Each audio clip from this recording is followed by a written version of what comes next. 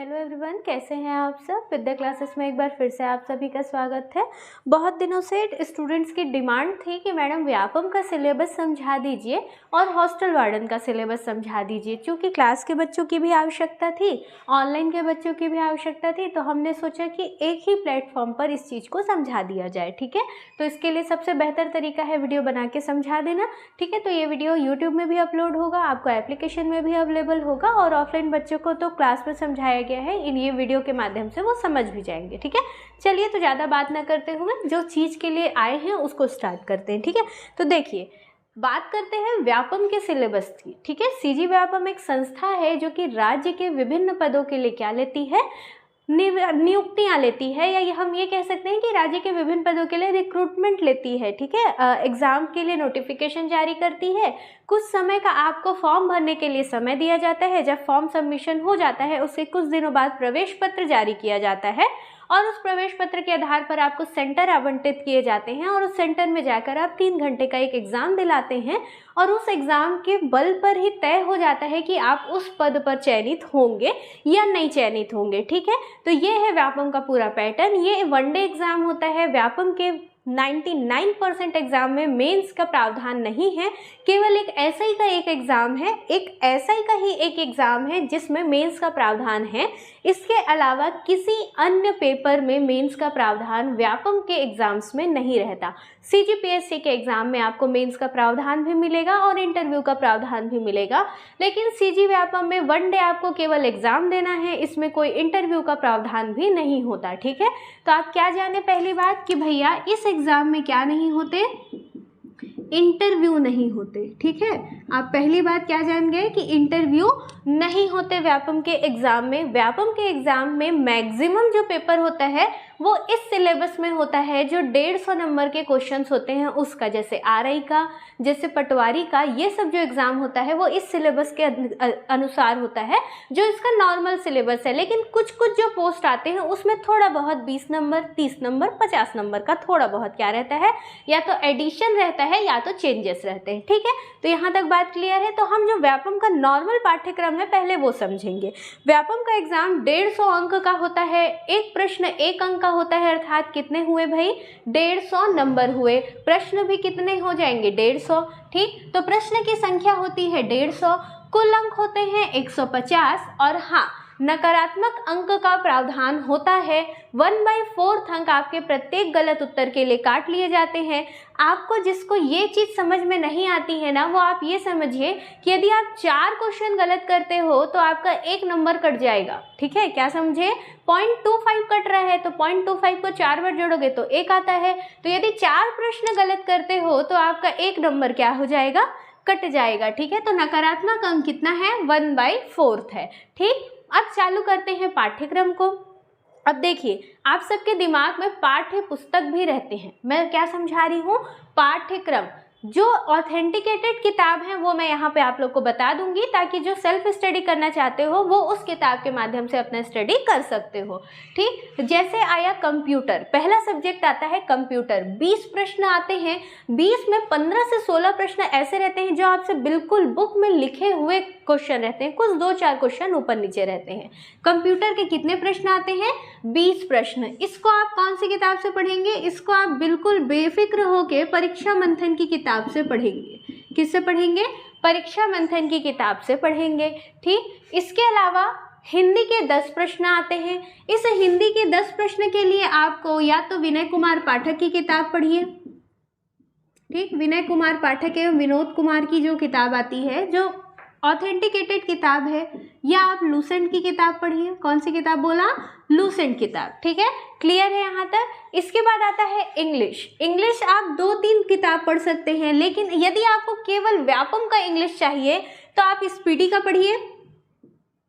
ठीक है, या तो आप लूसेंट का पढ़िए, ये आपके लिए मोर देन सफिशिएंट रहता है। ठीक है, अब आते हैं गणित की ओर। गणित आता है 30 प्रश्न। कितने प्रश्न आते हैं गणित के, 30 प्रश्न आते हैं। इस 30 प्रश्न को आपको बनाना ही बनाना है और अच्छे से बनाना है। इसके लिए 2 किताबें आपको पढ़नी है, एक है RS अग्रवाल, ठीक, और दूसरा है SD यादव।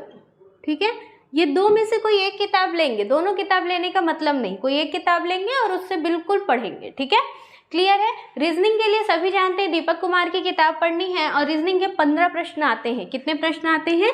15। और इसके लिए कौन सी किताब पढ़नी है भैया? आपको दीपक कुमार की किताब पढ़नी है। अब आते हैं सामान्य अध्ययन की ओर। ठीक, अब मैं आपको बिल्कुल यहाँ पे क्लियर करना चाहूंगी कि CGPSC और CG व्यापम दोनों के सामान्य अध्ययन में बहुत ज़्यादा फर्क होता है। तो आप पहले ये बिल्कुल डिसाइड कर लीजिए कि आप CG व्यापम के लिए ही पढ़ना चाहते हैं या CGPSC के लिए पढ़ना चाहते हैं। हाँ, जो CGPSC की तैयारी कर रहा है उसका CG व्यापम का एग्ज़ाम निकल सकता है, लेकिन यदि आप CG व्यापम की तैयारी कर रहे हैं और सोच रहे हैं कि आपका CGPSC भी निकल जाएगा, तो ये एक तरीके का इल्यूज़न है। आप श्योरली दोनों एग्ज़ाम एक ही से तैयार कर लोगे, ये पॉसिबिलिटी नहीं है। ठीक है, तो देखिए अगला है सामान्य अध्ययन। कितने प्रश्न हैं? 35 प्रश्न है। यदि आप केवल व्यापम की तैयारी करते हैं तो मैं आपको 100% की गारंटी देती हूँ कि जो लूसेंट का सामान्य ज्ञान का किताब होता है, लूसेंट का सामान्य ज्ञान का किताब होता है जिसमें पूरे सारे सब्जेक्ट दिए रहते हैं, ऑल सब्जेक्ट का एक लूसेंट का नीले कलर का, ब्लू कलर का बुक आता है, आप उसको पढ़िए और ये 35 क्वेश्चन बिल्कुल आपसे बनेंगे। ठीक है, यदि आप डेडिकेटेड वे में किसकी तैयारी कर रहे हैं? व्यापम की तैयारी कर रहे हैं। अब आया ये समसामयिकी। समसामयिकी के लिए भैया आपको पत्रिकाएं पढ़नी पड़ेंगी जो भी करंट की आती हैं। रोज न्यूज़पेपर नहीं पढ़ पाते हो तो आप पत्रिका खरीदना सीखो और उस पत्रिका को रोज पढ़ना सीखो। ठीक है, 2 तरीके हैं, या तो आप रोज न्यूज़पेपर पढ़ो और खुद कॉपी में लिखो, ये थोड़ा सा मेहनत का काम हो जाता है, इसलिए ज़्यादा बेहतर तरीका मैं आपको समझाती हूँ कि आप क्या कीजिए, जो पत्रिकाएं आती हैं वो खरीदिए और उसको पढ़िए। लेकिन ना ऐसा नहीं कि ये वाला पत्रिका है तो इसको ले लिए लेकिन घर में रख रहे, ये काम नहीं करना है। आपको लेना है करंट का पत्रिका और उसको पढ़ना है अच्छे से, हर चीज़ को हाईलाइट करके रखना है। ठीक है, तो ये हुआ समसामयिकी 15 क्वेश्चन। ठीक, समसामयिकी के ये जो 15 क्वेश्चन रहेंगे, जिस दिन वैकेंसी आई उसके 6 माह पूर्व का ही पढ़ना है। बहुत, अब जैसे ओलंपिक है, फीफा है, ये सब से आएगा ही क्वेश्चन। जो हाईलाइटेड टॉपिक हैं वो तो पूरा वर्ष भर के लिए हाईलाइटेड होते हैं, लेकिन समसामयिकी 6 महीना पूर्व का पढ़ोगे तो व्यापम का एग्जाम बन जाता है। ठीक है, अब आते हैं छत्तीसगढ़ की ओर। छत्तीसगढ़ एक समुद्र है। ठीक है, मैं ऑफलाइन क्लासेस में भी इस बात को समझाती हूँ और अभी भी समझा रही हूँ। छत्तीसगढ़ एक समुद्र है। ठीक है, अब समुद्र से जितना पानी निकाल लो कुछ ना कुछ बच ही जाता है, तो आपके ऊपर है कि आप समुद्र में कितनी गहराई तक डूबना चाहते हैं। ठीक है, छत्तीसगढ़ एक ऐसा ही सब्जेक्ट है कि आप किस गहराई तक पढ़ना चाहते हैं वो आपके ऊपर है। यदि आपको इंटरेस्ट है बिल्कुल पढ़िए, जितना अपनी भूमि को जानेंगे उतना आपके लिए अच्छा है। लेकिन यदि इंटरेस्ट नहीं है तो कोई एक राइटर की बुक लीजिए, जो ओवरऑल किताब आती है, ओवरऑल सब्जेक्ट जिसमें दिए रहते हैं, कोई एक लीजिए और ये 15 क्वेश्चन आपसे बन जाएंगे। लेकिन वही बात मैं बार बार बोलूँगी, छत्तीसगढ़ आपकी स्वेच्छा है कि आप छत्तीसगढ़ की गहराई में कितना उतरना चाहते हैं। ठीक है, आपकी प्यास कितनी है छत्तीसगढ़ को जानने के प्रति, वो उस पर डिपेंड करता है आपका छत्तीसगढ़ को पढ़ना। ठीक है, तो हम क्या जाने, कंप्यूटर का 20 क्वेश्चन आता है, हिंदी के 10 क्वेश्चन आते हैं, इंग्लिश के 10 क्वेश्चन आते हैं, गणित के 30 क्वेश्चन आते हैं, रीजनिंग के 15, सामान्य अध्ययन GS के कितने क्वेश्चन आते हैं? 35। और मैंने ऑल सब्जेक्ट इसलिए कहा क्योंकि इस सामान्य अध्ययन में छत्तीसगढ़ तो शामिल नहीं रहता, लेकिन भारत के सारे सब्जेक्ट शामिल होते हैं। भारतीय इतिहास, भारतीय अर्थशास्त्र, भारत का भूगोल, भारत की कला एवं संस्कृति, इसके अलावा दर्शन के 1-2 टॉपिक आ जाते हैं, और इसके अलावा इसमें साइंस और पर्यावरण अध्ययन भी और प्रौद्योगिकी भी शामिल रहता है। अब समसामयिकी मैं समझा चुकी हूँ, बढ़िया पत्रिका लीजिए। छत्तीसगढ़ स्टेट की जो राइटर्स हैं, उनकी जो पब्लिकेशंस हैं, उनकी बहुत अच्छी अच्छी पत्रिकाएं आती हैं। बिल्कुल उसको पढ़ के व्यापम का ये 15 क्वेश्चन करंट का बिल्कुल क्लियर कर सकते हैं। अब छत्तीसगढ़ में बार बार वही बात कह रही हूँ, दोबारा दोहराती हूँ, छत्तीसगढ़ एक समुद्र है। आपके प्यास के ऊपर निर्भर करता है कि आप छत्तीसगढ़ में डूब कर कितनी अपनी प्यास बुझाना चाहते हैं। ठीक है, ये पूरा बात हुआ CG व्यापम के ओवरऑल सिलेबस का। अब हम आते हैं हॉस्टल वार्डन के सिलेबस की ओर। यह सिलेबस बार बार डाउट में हमसे पूछा जा रहा था, इसलिए आपको समझाया जा रहा है। हम बिल्कुल यह नहीं कह रहे हैं कि अभी हॉस्टल वार्डन की वैकेंसी आ रही है। ठीक है, ये मैं इसलिए समझा रही हूँ क्योंकि बार बार बच्चे डाउट ले रहे हैं कि मैडम हॉस्टल वार्डन की वैकेंसी, हॉस्टल वार्डन का पोस्ट जो है उसमें क्या सिलेबस हमको पढ़ना होता है ये समझा दीजिए। ठीक है, तो देखिए हॉस्टल वार्डन की जो पोस्ट होता है उसमें भी सिलेबस में 150 प्रश्न ही हैं। ठीक है, मतलब आपके एग्जाम में 150 प्रश्न ही आने हैं, 150 नंबर का ही आना है, नेगेटिव मार्किंग 1/4 रहेगी, लेकिन थोड़ा सा डिफरेंस है। ठीक है, इस डिफरेंस को ही समझना है। ठीक, इसमें कंप्यूटर के 50 प्रश्न आते हैं। कितने प्रश्न आते हैं? 50 प्रश्न आते हैं। दो तरीके से आएगा आपका पेपर। भाग ए में कंप्यूटर रहेगा जो कि 50 क्वेश्चन का रहेगा, और भाग बी में ये अदर सारे सब्जेक्ट रहेंगे। तो पहले भाग ए समझते हैं। भाग ए कंप्यूटर का कितना प्रश्न? 50 प्रश्न। कितना प्रश्न? 50 प्रश्न। इस 50 में से 25 को बना लोगे, अर्थात इस 50 में से 25 नंबर यदि आप ले आए तब आपका भाग बी चेक होगा। समझ पा रहे हो कि नहीं समझ पा रहे हो? देखो कुल कितना 50 प्रश्न आएगा। इस 50 में आप 50 अटेम्प्ट करना चाहते हो 50 करो, 40 करना चाहते हो 40 करो, लेकिन आपको मिनिमम कितना नंबर लाना है? 25 नंबर लाना है, तब आपका आगे का पेपर चेक होगा। समझ गए? क्लियर है? कितना नंबर लाना है? 25 नंबर लाना है। ये 25 नंबर लाओगे तब आपका आगे का पेपर क्या होगा? चेक होगा। क्लियर है बात? तो कंप्यूटर वाला एग्जाम यानी कंप्यूटर वाला पोर्शन को जब क्वालिफाई कर जाते हो तब भाग बी का आपका चेकिंग स्टार्ट होता है। ठीक है, क्लियर है? तो भाग ए में आपको कितने मार्क्स लाने हैं? 25 मार्क्स लाने हैं। ठीक है, ये 25 मार्क्स ले आओगे तो भाग बी की ओर प्रस्थान कर जाओगे। तो भाग बी में हिंदी के 10 क्वेश्चन आते हैं, अंग्रेजी के 10 क्वेश्चन आते हैं, गणित के 20 क्वेश्चन आते हैं। हॉस्टल वार्डन के एग्जाम में रीजनिंग नहीं आता है। ठीक है, क्या नहीं आता? रीजनिंग। यहाँ आपको 15 क्वेश्चन रीजनिंग मिल रहा था, यहाँ आपको रीजनिंग नहीं मिलेगा। इसमें गणित आता है, और जो 2 साल का एग्जाम पेपर हमने देखा है उसमें ये देखा है कि क्षेत्रमिति या थोड़े लेंदी जो क्वेश्चंस होते हैं जिसमें ज़्यादा कैलकुलेशन लगता है, इस तरह के क्वेश्चन, थोड़े व्याकरण के क्वेश्चन, जो गणित का व्याकरण हम पढ़ते थे ना, वैसे टाइप के भी क्वेश्चंस आपको यहाँ इस गणित में देखने को मिलते हैं। ठीक है, अब आ गया सामान्य अध्ययन। वही जीएस जो वहाँ था वही जीएस, लेकिन उसमें 35 नंबर का आ रहा था, इसमें 20 नंबर का आ रहा है। अब आ जाओ समसामयिकी की ओर। समसामयिकी 3 पार्ट में आता है। समसामयिकी का टोटल तो 20 क्वेश्चन आता है, लेकिन 3 पार्ट में आता है। 10 नॉर्मल जो करंट अफेयर्स अभी दुनिया में चल रहे हैं उसके बारे में आता है। ठीक है, 20 को हम 3 पार्ट में तोड़ेंगे, एक 10 धन 5 धन 5, कितने हो गए? 20 हो गए। 10 तो नॉर्मल करंट अफेयर जो अभी चल रहा है जनजीवन में उससे आएगा। 5 क्वेश्चन खेलकूद का आएगा। किसका आएगा? खेलकूद का। डायरेक्ट वो बोल रहा है कि 5 क्वेश्चन मैं किससे दूंगा? खेलकूद से दूंगा।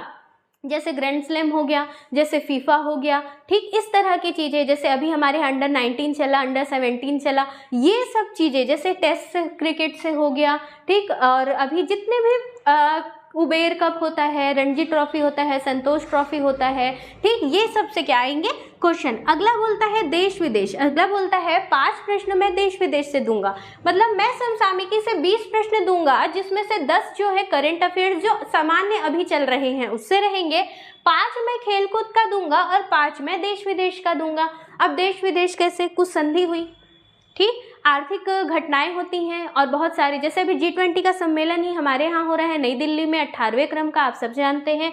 ठीक है, तो वैसे ही क्वेश्चन जो देश विदेश से लिंकेज वाले क्वेश्चन, जैसे WEF का जो बैठक है वो कहाँ हो रहा है, ठीक, इसका मुख्यालय कहाँ है, कौन सी संगठन का मुख्यालय कहाँ है, कौन सा अभी वर्तमान में चर्चा में रहा, इस तरह के जो क्वेश्चंस हैं, ठीक, या इसके अलावा हम लोग का जो त्रिपक्षीय सैन्य अभ्यास चलता है, द्विपक्षीय सैन्य अभ्यास चलता है, उसमें से प्रश्न, तो देश विदेश का मतलब ये है। तो 20 प्रश्न आपको किससे बनाने हैं? करंट से। अब आता है छत्तीसगढ़। पुनः वही चीज़ दोहराऊंगी कि छत्तीसगढ़ एक समुद्र है, आपकी प्यास के ऊपर निर्भर करता है कि आप छत्तीसगढ़ को कितना अपने अंदर लेना चाहते हैं। तो छत्तीसगढ़ के लिए कोई एक किताब कभी भी कोई भी टीचर आपको नहीं बता सकता। ठीक है, छत्तीसगढ़ आपकी स्वेच्छा है, आप कितना पढ़ना चाहते हैं, और छत्तीसगढ़ का सेल्फ नोट्स बनाइए, वही काम आता है। ठीक है, छत्तीसगढ़ का सेल्फ नोट्स बनाइए, पढ़ पढ़ के सेल्फ नोट्स बनाइए, वही काम आता है। ठीक है, क्लियर है? तो आज हम क्या समझे? एक हॉस्टल वार्डन का सिलेबस समझे, और दूसरा नॉर्मल जो एग्जाम्स होते हैं व्यापम के उसका सिलेबस समझे। ठीक है, एक आध क्लास में मैं असिस्टेंट ग्रेड और डेटा एंट्री ऑपरेटर का जो सिलेबस रहता है उसमें 200 क्वेश्चन आते हैं, तो उसको समझा दूंगी। तो आपका ओवरऑल एक जो सिलेबस समझने वाली बात है वो क्या हो जाएगा? कंप्लीट हो जाएगा। तो पाठ्यक्रम समझ में आया। कंप्यूटर का कितना आएगा, 20 प्रश्न, हिंदी का 10, इंग्लिश का 10, गणित का 30, रीजनिंग का 15, जीएस का 35, समसामयिकी का 15, छत्तीसगढ़ का 15। ये टोटल होते हैं 150 प्रश्नों का आपका क्या आना है पेपर। अंक भी कितने होंगे, 150। यहाँ भी सेम वही चीज़ है, बस 50 अंक आपका किसका आएगा, कंप्यूटर का। उसमें यदि 25 नंबर मिनिमम क्वालिफाइंग मार्क्स 25 है, उसको पा गए तो अगला सेक्शन आपका चेक होगा। और इस तरह का हॉस्टल वार्डन का क्या होता है, एग्जाम होता है। ठीक है, हॉस्टल वार्डन के एग्जाम में भी 1/4 क्या होती है, नेगेटिव मार्किंग रहती है। क्लियर है बात, यहाँ तक समझ में आया आप सभी को। नेक्स्ट क्लास में आप और किसका सिलेबस जानना चाहते हो ये भी मुझे बता देना, मैं आप लोग को समझा दूंगी। ठीक है, चलिए तो आज के लिए इतना ही। Thank you.